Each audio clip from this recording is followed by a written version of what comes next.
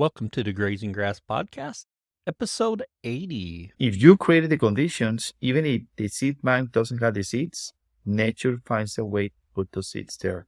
Actually, through wildlife, to birds, to livestock, to deer, through the wind, to the water. But the important thing is to create the conditions for those seeds to germinate. You're listening to the Grazing Grass Podcast, helping grass farmers learn from grass farmers. And every episode features a grass farmer and their operation. I'm your host, Cal Hardage. You're growing more than grass. You're growing a healthier ecosystem to help your cattle thrive in their environment. You're growing your livelihood by increasing your carrying capacity and reducing your operating costs. You're growing stronger communities and a legacy to last generations.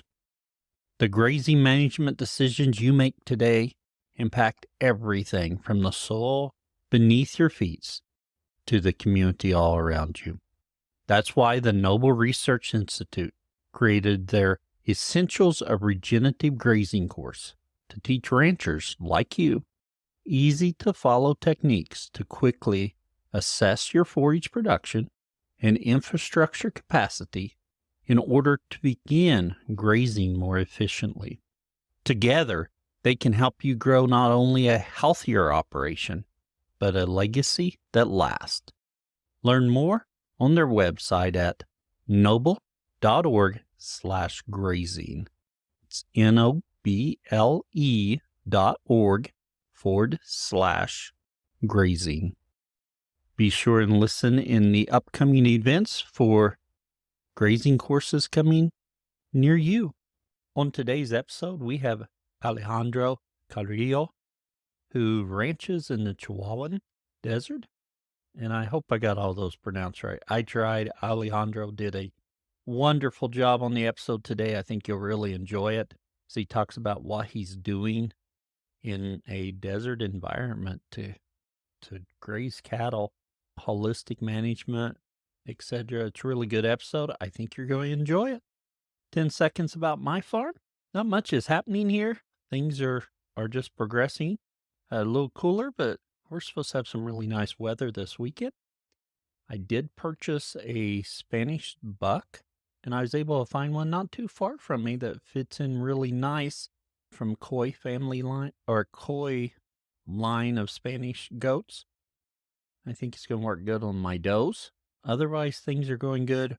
Lambs are growing out good. Cattle are still grazing on some new property I have, so that's all going good. Enough about me. Let's talk with Alejandro. Alejandro, we want to welcome you to the Grazing Grass Podcast. We're excited you're here today. It's my honor to be here. Thanks for the invitation. Thank you.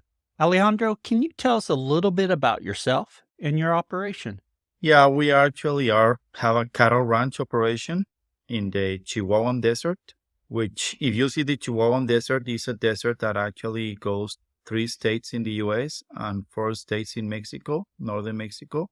We have a 30,000-acre ranch. It's mostly cattle, but we also run some sheep. Actually, we also run horses and donkeys as well, and a few goats. But the main operation is cattle and sheep. And actually, my background is in IT, in information technology, computer science. Because when I was young and I asked my dad, what should I study? He said, study anything you want, but nothing related to ranching. I spent 15 years in the IT industry, in a little bit in Mexico, but mostly in the US. And when my dad turned 70, he called me to help him at the ranch. So I've been at the ranch right now for 18 years. When you came back to the ranch 18 years ago, was your dad using regenerative practices, or how was the ranch managed at that point? Yeah, my dad was using pretty conventional practices. He didn't know any better, and I think the thing is that sometimes we don't really see that we're going downstream, that we are actually degrading the place because it happened slow. But even before I joined the ranch, I really wanted to manage the ranch in a different way. I really started kind of reading documentation about rotational grazing and other systems. But to my fortune, really, in the state of Chihuahua, where we are in Chihuahua, Mexico, we have a very good holistic management practitioners. So not only they gave us my first course on holistic management, but also they become mentors and friends to me, which that really make a big difference. And then together, like 5 or 6 people, we travel to many places around the world, obviously including the US and South America, but also Africa, to learn from the best, And that really been helping us to keep improving what we do. Sounds like a tremendous opportunity to go over and see in other parts of the world how people are doing it. Oh, no, definitely. I mean, what you do is actually try to grasp the principles and they apply the principles to your place in what they call like a customized, personalized, even tropicalized, even though we're not tropical at all.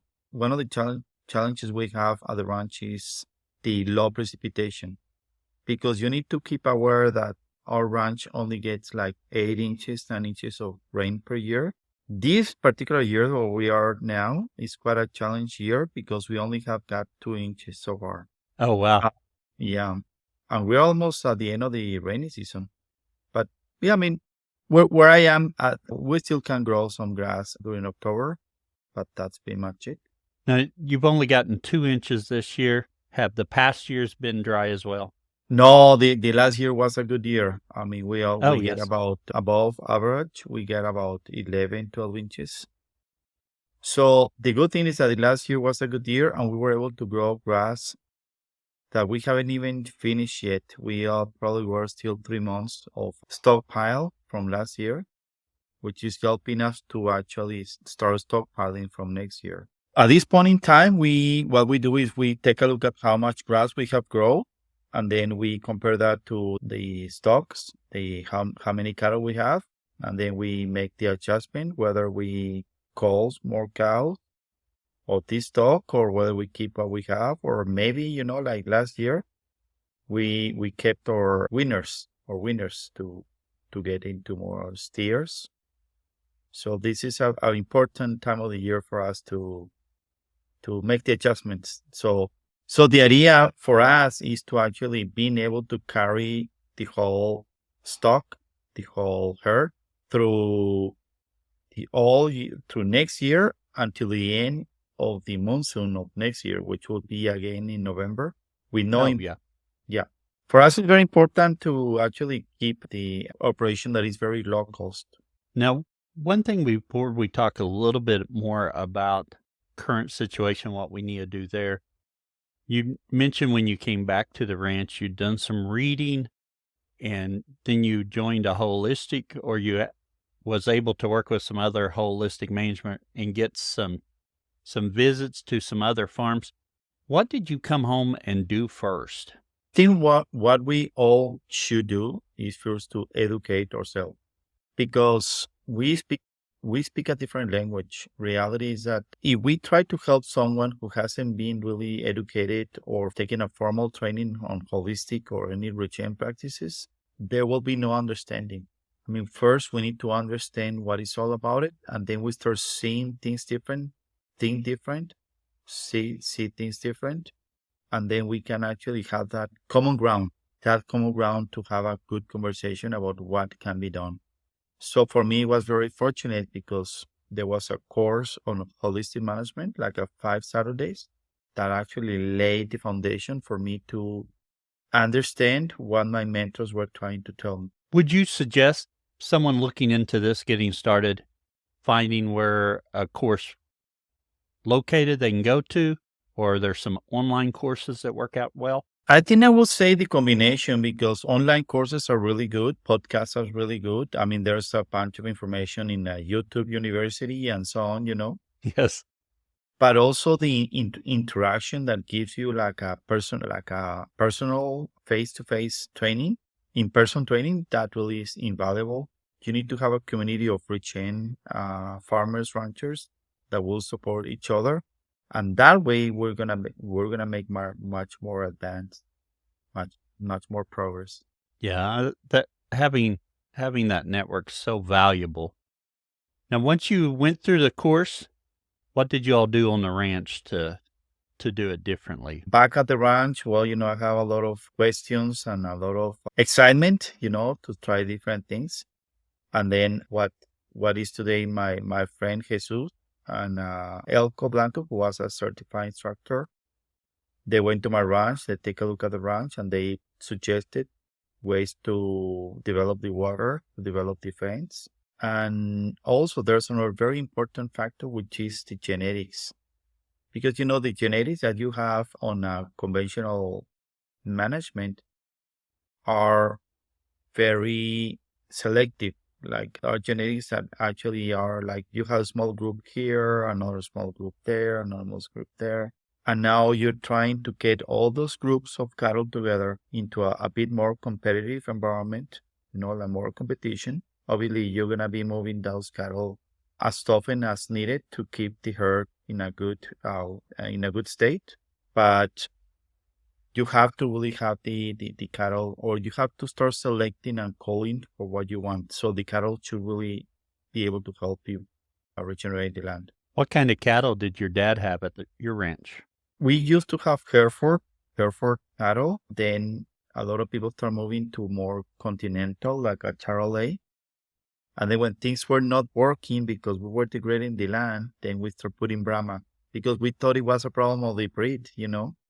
But the breeds were okay. I mean, I have really nothing particular to any breed. It's more what you do with the breed.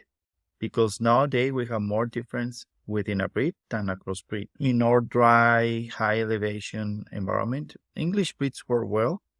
It's just that the degradation that has taken place that we're giving a very hard time because, very dry, dusty, very hot.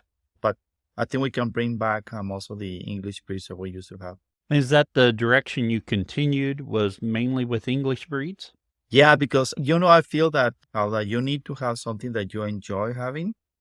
And because I Right. was raised with Herefords and I like the red cattle. So we've been putting into what my dad used to have, like a Charolais with a little bit of Brahma. We've been putting Red Angus and Hereford.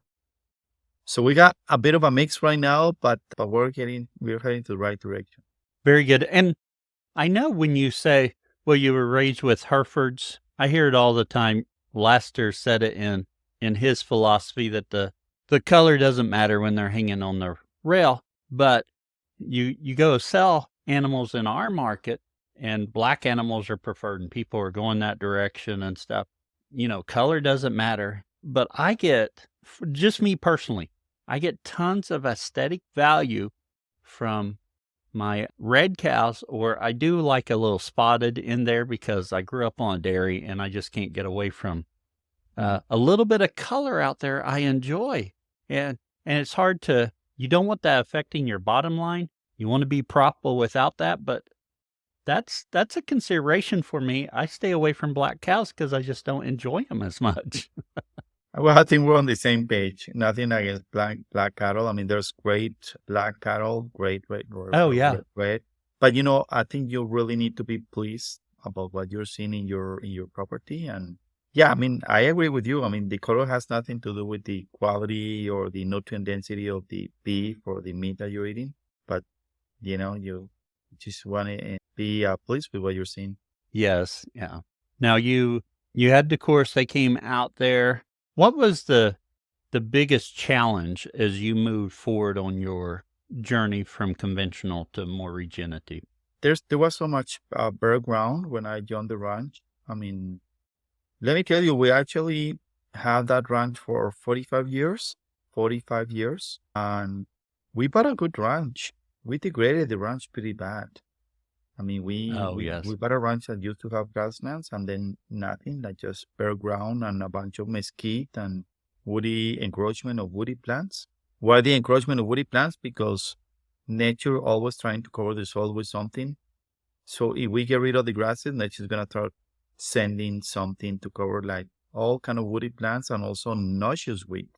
So we were actually, it's not that the people don't work hard. I think most ranchers and farmers work hard, but unfortunately, I think we're working on the wrong stuff. So that's why we encourage people to work for what you want and not for what you want. Because we spend a lot of time just fighting nature. And we say, oh no, that mesquite or that juniper or that particular woody plant is actually displacing my grass. But I don't think that's the way it works.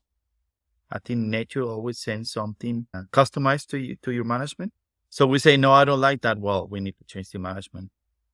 But I think one of the biggest struggle that usually we have is how we actually embed ourselves into nature instead of trying to dominate nature, instead of, and then also the other struggle is patience, because if you have bare ground and then you're expecting with animal impact to go from bare ground to a perennial based grasses, which is what we're striving for, then that doesn't happen. You need to respect the natural succession going from bare ground to weeds and then to annuals and then to perennials. And then you start actually building the soil and you actually start fixing the water cycle through proper aggregation or airing the soil. So yeah, that's kind of a struggle most people have. The other thing is that, and I did have at some point, is to think that, oh, if this plant is not eaten by my livestock, it's not good. Well, nature sensually, a lot of plants are not intended to be eaten, They're intended to actually grow the soil, open the soil, feed in the microbiology, but not necessarily we have to eat all the plants in our property. I think that's a very good point that people forget about, is that succession of plants as you're establishing pasture or whatever.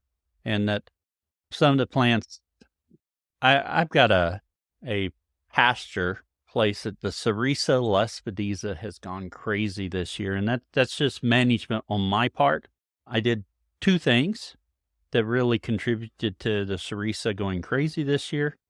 One, I grazed it too much earlier in the year, and then I let the Cerisa get too mature. So all things that I can learn from and do better in the future.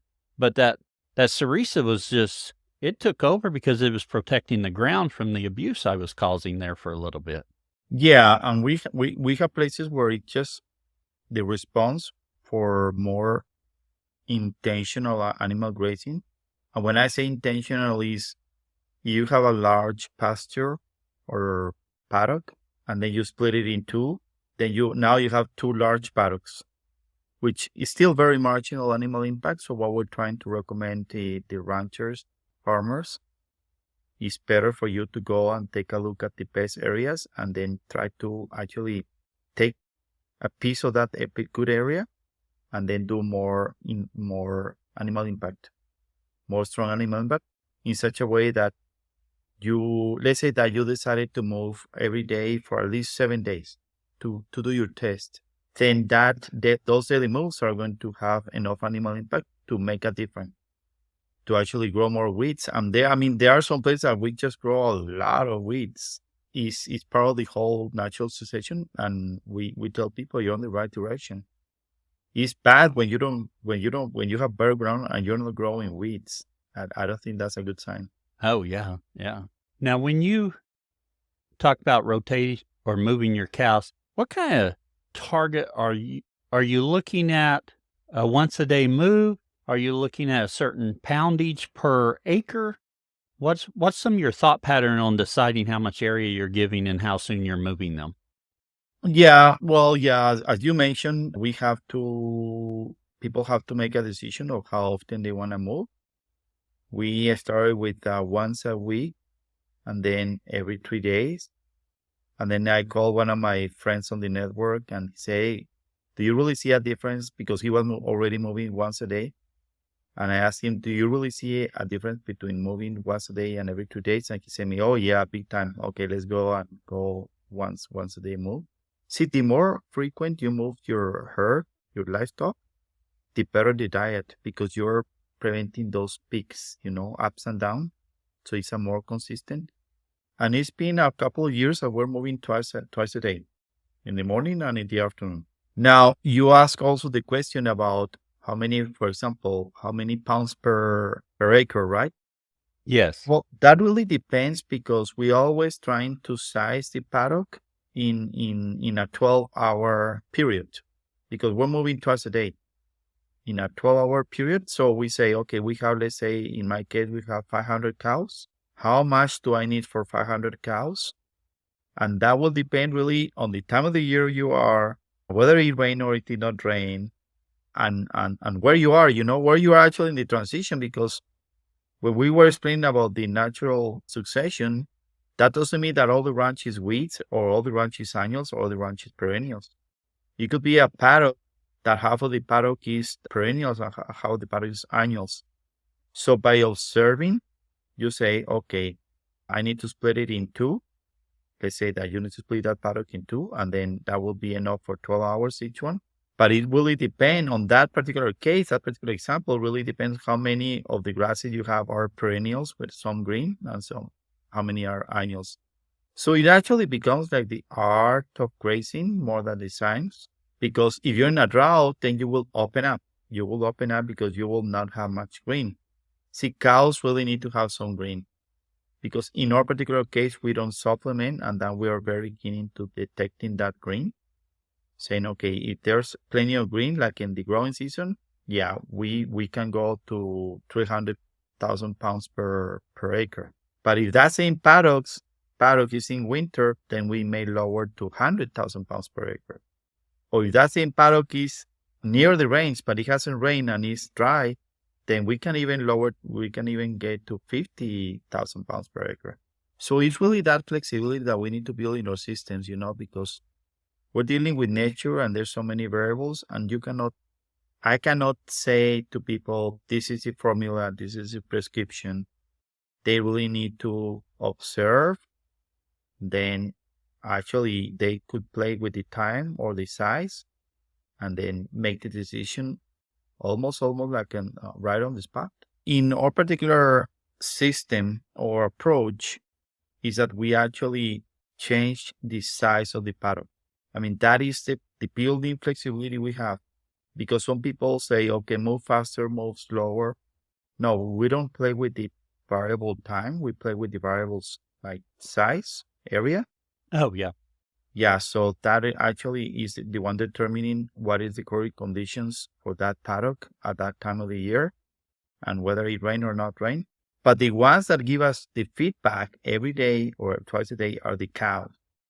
So we have learned to actually manage based on the well-being of the cows. And we're talking about the majority of the cows, because now it comes the power of the genetics. Because if you think about it, we actually made most of the decisions on the low performing cows, on the cows that are struggling. You don't make the decisions on the average. You don't make the decisions on the good cows. Usually, for us, the decision is how much area to give. And if you have a lot of cows that are struggling, you're going to give more area. That's why for us it's very important to actually be culling the low performing cows often. And we call like once a month. We don't wait for that big event to happen during the year. We call often in order for us to try to keep the herd clean, because when we go and open the gate, we actually, before opening the gate, we are wearing our predator hat. Where are the predators? So we're looking for 2 or 3 or 5 cows, depending, which are at the bottom, based on body condition, hair coat, obviously fertility, or they may be carrying a dinky calf. And those are, we wrote the numbers down, and then later on we sort them out of the herd. So we keep cutting, like culling that bottom in order for us to make better decisions on the whole herd. Otherwise, those cows will actually be the ones that we're going to be making the decision on. Interesting philosophy there that I'm not sure I had heard put into words, but you bring up a great point. When we're managing our cattle and we're looking at how much intake we need and what they need, we're looking at those poor performing cows. In fact, if you think about a conventional person and they're thinking about supplement, they're looking at their poor performing cows and deciding how much supplement to give them. Exactly. I'll think about it, ticks. I think about it, flies. We're always looking at those cows that are struggling, and then we treat them all. It's the same with the grazing management. We have, let's say, we have 500 cows and 20 cows are struggling. We ended up speeding up, slowing down, or sizing the paddock based on those 20. And that's what we're trying to avoid here. We're constantly calling those cows. And another very important thing here is that you're calling those cows at a good timing. Because timing in our industry is everything. If you actually leave those cows for a while, months, then you may need to, it's gonna be more costly because any cow with a problem will actually be bigger problem. That way you can actually save those cows. See, what we do with those cows that we're calling, we actually send them to a nice, well-rested pasture where they usually just recover by themselves. You don't really need to do anything. You don't need to spend much. It's just management. And then once they get back on track, we sell them. They don't go back to the herd. It's Oh, just a yeah. one way, one decision, because otherwise then we're just gonna be like back and forward. I hate to point this out, but as you're sitting here talking, I've got one cow in particular comes to mind. She's raising a dink this year, and she got sick when the calf was just barely born. I ended up having to bring her in, and I ended up doctoring her, and I thought, I'm selling her. But then she kind of recovered, and now she's with the herd right now. But to be honest, and her calf's just not growing. I need to haul them to town. That just stands out to me. Yeah, and as we say, love your wife, forgive your kid, don't do those things to your cows. Yes. I mean, we love our cows, but it's just like an Right. example to say, if you gotta go, you gotta go. I mean, I have sold beautiful cows with a dinky calf, but yeah, I mean, any cow that actually is giving you, like, taking you extra time, that's probably a cow that you shouldn't really have there. I love that thought right there. If that cow requires extra time, as I like to tell people when we sell cows, they don't work in our management system. Yeah, exactly, exactly. I mean, how can we manage way more cows and have a more quality time is because the cows really need to help us. I mean, we shouldn't really working for the cows should really be working for us. Yes, very good. Yeah. One thing when you're moving your cows, how much residue are you leaving on the ground when you move them to the next paddock, or what's the target? What we do is actually try to graze as deep as possible, like even. But because we have different grasses, for example, we have the tobosa, which is very common grass in the Chihuahuan Desert. That is, we usually leave more like a fist high because they don't go lower than that. But actually, it depends really a lot on the quality of the grass. If you see with a proper management, you're going to see how your grasses are very steamy and very little leaves. Through a few years of good grazing management, like more intensive grazing, then the same grass is going to have more leaves and less stems. And when the grass has more leaves, then the cows are able to eat most of the plant. So we're really not that concerned. Besides that grass, we have the grama, the blue grama, black grama, side oaks, many grasses that extend from northern Mexico all the way through Canada. Same grasses, probably different size, but the same species. And those kind of grasses, for example, in summer, during the growing season, yeah, the cows just go pretty low on those grasses. The idea is for you to actually combine that with a long rest period. And when we say long rest period, we're talking about 1 year or even a bit more. And that actually, I can tell you that applies in most of the Western US because we have seasonal rains and also all northern Mexico, some part of central Mexico. It's that combination of more intensive grazing with a long rest period that is really giving us more diversity. Because what we're striving here for is we don't want to work anymore for 5 or 10 grasses, Cal. We want to have more 100 grasses, 100 forbs. So we are actually getting to working to having more diversity. Because also we have found that we have been working for a few species of grasses and we have inadvertently overgrazing the diversity that is trying to come up. So you know that, okay, most people says, yeah, let's go and graze that grass at a good state when it's forming the seed. Yeah, I mean, it's good for that grass. It's at a very optimal point. But we're not realizing that by trying to hit that same grass at a certain point, we're overgrazing forbs and other grasses are trying to come up. And yeah, and then if you have that diversity, for example, a forb will have much more protein and much more energy than a grass. A grass cannot compete with a forb. So that's why we want in our grasslands, pasture land, we want that combination, that diversity that will give us even better daily gains than trying to reach a grass at the optimal point. So when you're looking at those long rest times and maybe grazing once this year, you have the potential of grazing some very mature plants. Mm-hmm. Yeah, we do. I mean, we're grazing more mature grasses, but that actually, that is kind of relative because, for example, when we start working in our ranch, the perennial grasses were behaving like annual grasses. Why? Because the way we were grazing like multiple times per year, we were actually overgrazing the grass. Oh, And yes. then also the soils were very compacted. I think we come to the realization, Carl, that the major limitation on grass productivity is not water, it's air in the soil. It's aggregation, is that those porous airs in the soil. Because it doesn't matter how much rain you get, even if that rain actually gets infiltrated, if your grasses actually hit that compaction layer, then your root system is gonna go to the sideways. It won't go deeper. And that's what we have seen in most ranches that we visited. Because one of the best tools we have, ironically, is a shovel. So we get to the shovel, we get it, and then we get the grass out. And most grasses where we go, they have a very shallow root system.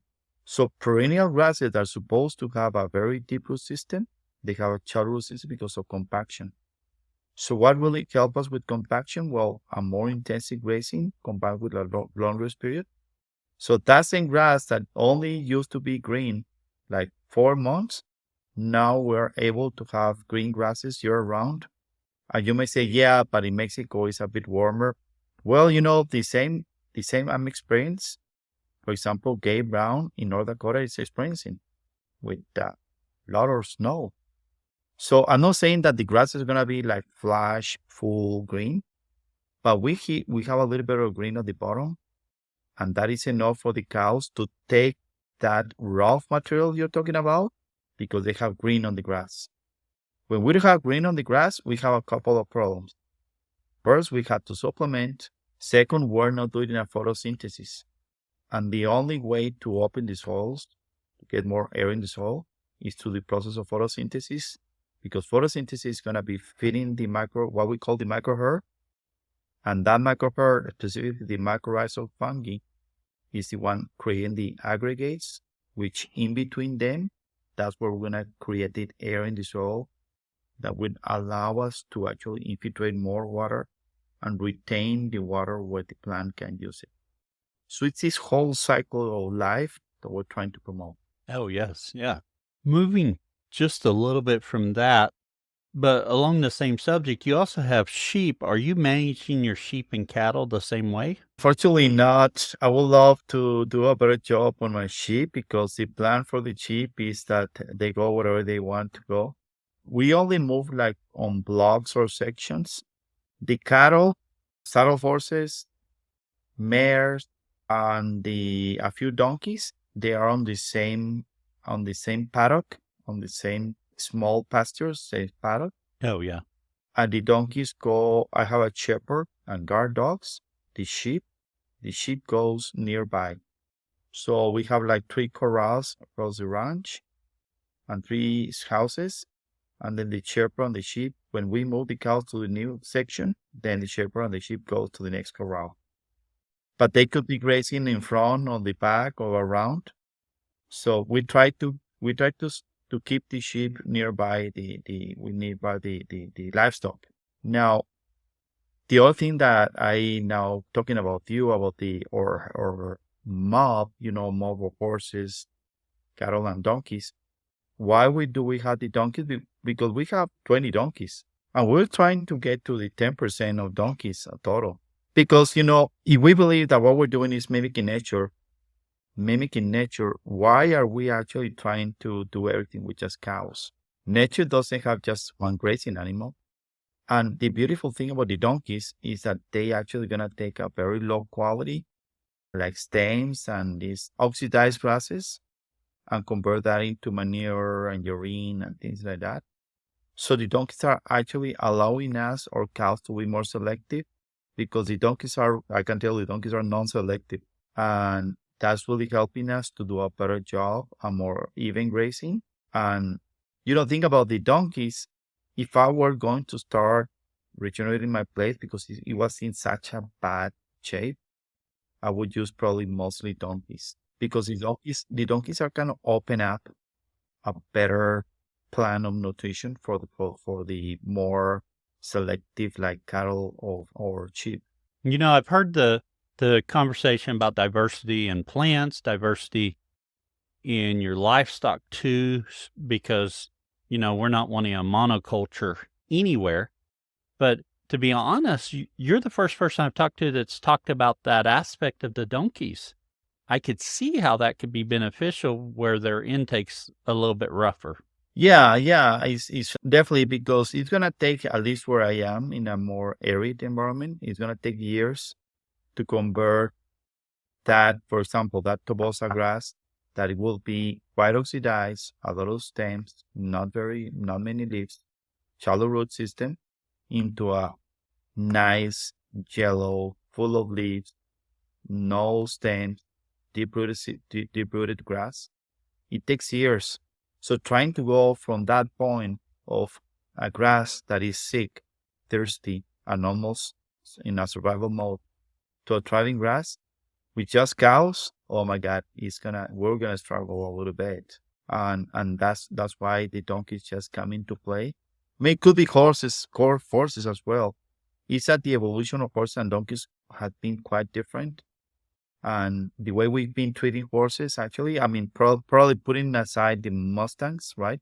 The wild horses, but our horses are really kind of pampered. I mean, we like to have nice, shiny, good horses, but the donkeys, who actually cares about the donkey, right? So the donkeys haven't really much manipulated, and they actually try better on low quality. And I have to admit, we have a few donkeys, just a handful to go with the sheep. And to be honest, as we're talking about it, I'm like, where are those donkeys right now? I need to go figure out where they are because they can be a little ornery about that sometimes. But yeah, I I give them zero preferential treatment. But then again, I'm pretty pragmatic on my animals should be working and not me. Yeah, exactly. And then, for example, people who have a mountain range, like I do have mountains at the ranch, Sierra, what we call Sierra. The donkeys are really, really good on that because the donkeys are really good at walking. See, you can actually do some stockmanship and drive your cattle to the mountain range, to the slopes and everything, but they have their limits. And then you can see that, and then you can see always the donkeys on a higher ground. So actually, donkeys are helping us to graze parts of the mountain range that the cattle will not be able to do it. I see the donkey as a big goat, but not having the problem with predation, and then you're using the same fences and so on. That's an interesting analogy as the donkey is a big goat. And you did mention you have a few goats as well. Yeah, I have a few goats, but actually goats are more like for our own consumption. We like to eat goat Oh, yeah. once in a while. Yeah, but it's not a commercial operation. But actually, for commercial purposes, for as a business, is the cattle and the sheep. Oh, yeah. Mhm. And where do you market your cattle and sheep? We did a little bit of direct marketing with our cattle and sheep, grass fed. Actually, we have like a ground meat, which is 80% beef and 20% lamb. But we also market dry, like a jerky beef. Jerky beef, it's just that the Mexican version is slightly different because the Mexican version of jerky beef, which we call carne seca, is more like a crisp, like a sheep. And then it only has sea salt. So it kind of breaks. So yeah, so we're marketing that, but it's still a small percentage of the total. So all we do is with the cold cows, cool animals, they go to a local market. Well, it's private treaty. The guy goes to the ranch. We waited there, and then it's all at the gate. And steers, we have the option of selling the steers on the Mexican market or the U.S. market, whatever is more convenient at that time, price wise. Very good. Where where do you see your ranch going the next few years, or what's your plans for it? Yeah, what we're trying to do, Carl, here is to make the operation as simple as possible. Because remember, as Lazarus said, the cattle business is a simple business. The most complicated thing is to keep it simple. So would like for my ranch to be managed by a kid or a very old person and not to have anything complicated. So we try to keep it as simple as possible. One tractor, one small truck, and a few horses. Right now, what we're doing, keep the ranch simple, keep the costs very low, and also increase the stocking rate. Right now, we're running 500 cows, and now we're working on the water system to be able to support 1,200 cows. So the idea is to go from 500 cows to 1,200 cows. I don't really have a set limit because, sometimes it rains good, sometimes it doesn't rain. But I'm actually working now on the water system to support more cattle. And the nice thing about it is that it's on the same ranch with the same people. Very good, very good. Alejandro, it's been a great conversation thus far, but it's time we don't really switch gears too much because we've been covering this as we've talked more into our overgrazing section, and we had discussed a little bit about greening the desert. When you say that, are you going out there and planting seeds? I think it's very important that to consider what was in North America. I think that's one of the major advantages we have over other many countries. Our countries used to the bison, the deer, the antelope, the elk, the moose, and so on. They are grazing animals, and they really used to keep our soils and our grasses very healthy. So in our particular case, when Mexico was New Spain conquered by the Spaniards, they left a lot of writings, a lot of things that they saw. I don't know if you know this, Carl, but when the first Spanish priests came they were in Santa Fe and they were trying to find a way from Santa Fe, New Mexico to California. So they reached what is nowadays Utah, and they reached the Salt Lake City. And they said that the grasses there were taller than the saddle, and that that was the most beautiful place that they have seen in all New Spain. So think about it. If you go to Utah right now, that's played. Oh my God, it's like, oh. So one of the challenges, Cal, is that people are trying to sustain what they're seeing. What we're seeing is a very degraded place. I mean, pretty much all across all northern Mexico, western US. We don't want to sustain that. We want to regenerate the land in such a way that we are trying to go back to those beautiful scenes, those beautiful views that the first explorers used to experience. But because we don't have the conditions right now to actually rewild with bison and wolf, I mean, obviously all those elements are important, but we have the livestock. We have the livestock that will actually can help us regenerate the places in such a way. For example, in my property, we have grasses that are like 7 feet tall, 8 feet tall. For example, that is called the green sprangletop. Actually, in the state of Chihuahua, we have already found the gamma grass. I mean, the cream, top of the cream. Those are native as well. But in order for those tall grasses to succeed, you cannot be grazing multiple times per year because you will be killing that grass. Oh, yeah. Those tall grasses really need, and they are very palatable grasses. I'm not saying like, because we have other grasses are not that like the cotton top. They're good, they are tall, but they are not very palatable to the cattle.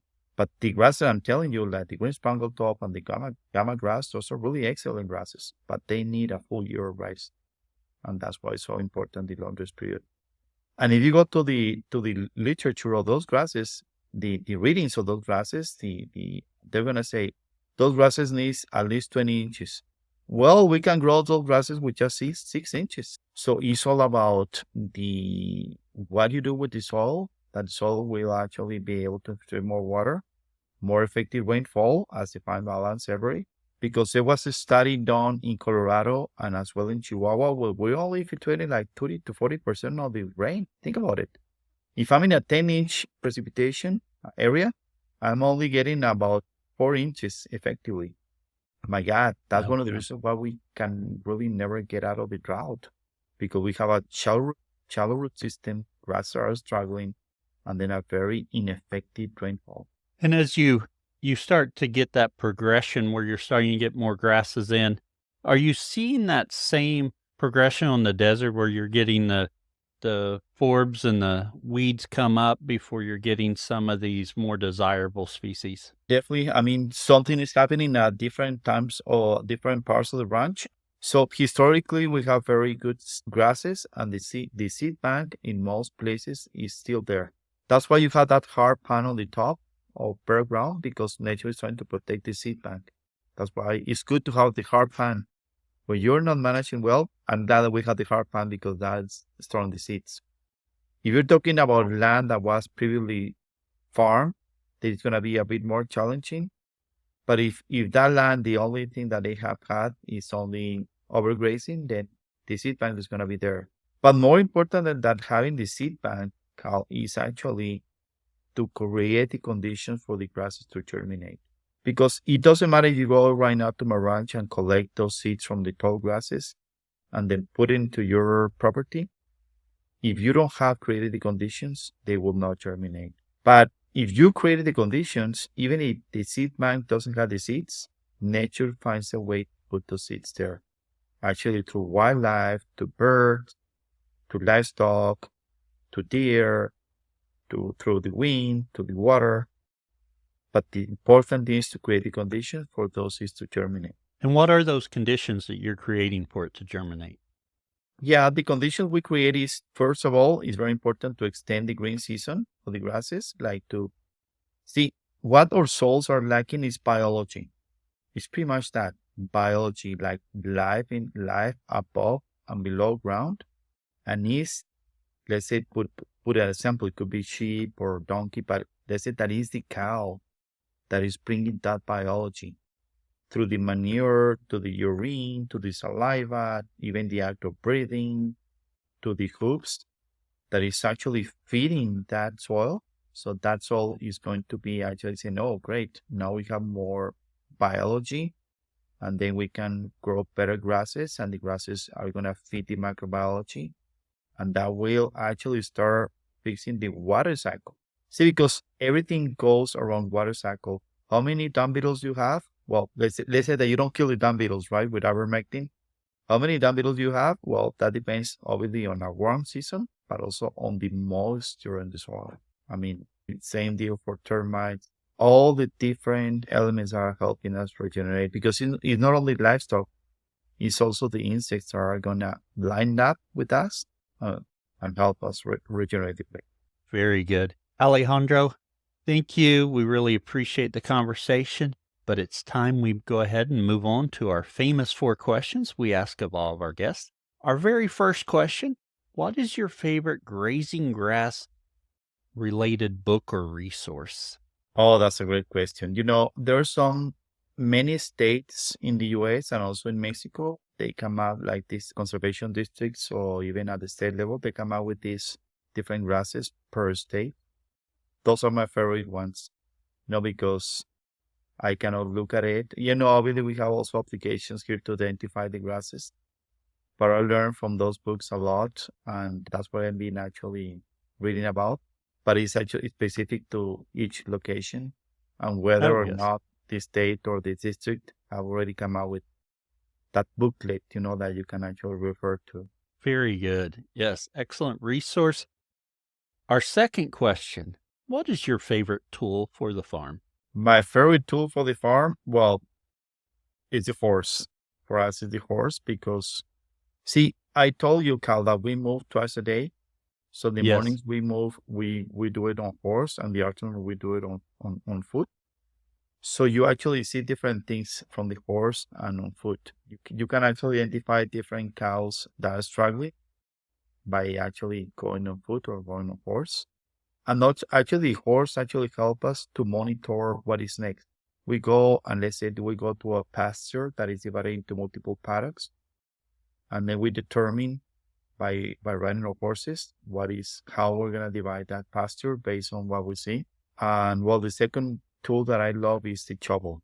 The shovel, because it really teach a lot about the soils. One thing interesting there you brought up, astride a horse, you have a different viewpoint than if you're walking. And I really hadn't thought about that.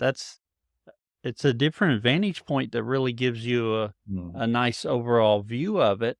That could be a really good selling point to convince me to get another horse. We sold our horses because they were consuming too much grass, and we weren't using them. That I could definitely see a advantage from being on horseback to see the condition of your land from a little bit different angle.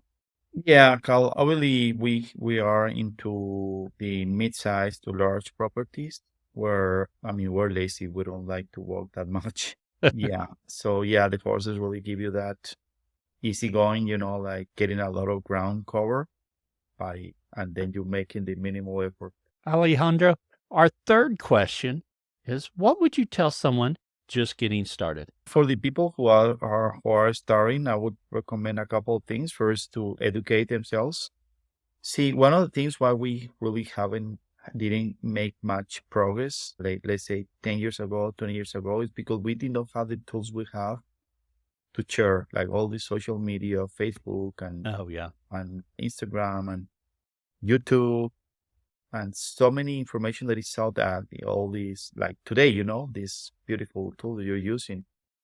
So let's get more, and also it's very important for them to go and visit ranches that are doing something already. So we have really that great opportunity right now. There's really no limits in regards to the material that is out there. It's just incredible that you can listen, you can read, you can actually, and besides education, just to give it a try, I think we need to see our places more like a laboratories. And then do small trials. For example, if I tell you, Carl, okay, if you do this, if you select a good pasture in your ranch, and then you just give me 7 days on that pasture, and then you move daily on those 7 days, or 1 week with your cows, right?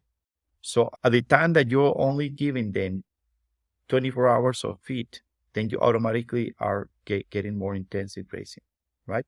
7 days. And then the deal here, if you're in the Western US or even maybe where you are, to protect that area for a whole year, then that will give you like a good reference to say, oh my God, I like it because I'm seeing more diversity, I'm seeing more biomass and so on. So those trials, and if we work as a community, then you can do 2 trials and the other guy can do 2 trials, and then we are going to make much more progress much faster. And yeah, that's my recommendation. Try more at small scale and keep what it works, and actually educate yourself in so many tools and books of it. Excellent advice there. And lastly, Alejandro, how can others find out more about you? Under my name, we're in Facebook and LinkedIn. We also have an Instagram account with the name of the ranch, Las Damas Cattle Ranch. And yeah, you can follow us there. We try to post as often as possible, or even actually webinars, podcasts, workshops that sometimes we do. Actually, we're doing a workshop in Oklahoma next year. So I'll keep you posted. Oh, yes, please do. Yes. Well, very good. Really appreciate you coming on and sharing today. No, thanks for the opportunity. It's been a pleasure to share some of our experiences. Thank you, sir. You're listening to the Grazing Grass Podcast, helping grass farmers learn from grass farmers. And every episode features a grass farmer and their operation. If you've enjoyed today's episode and want to keep the conversation going, visit our community at community.grazinggrass.com. Don't forget to follow and subscribe to the Grazing Grass Podcast on Facebook, Twitter, Instagram, and YouTube for past and future episodes. We also welcome guests to share about their own grass farming journey. So if you're interested, fill out the form on grazinggrass.com under the Be Our Guest link. Until next time, keep on grazing grass.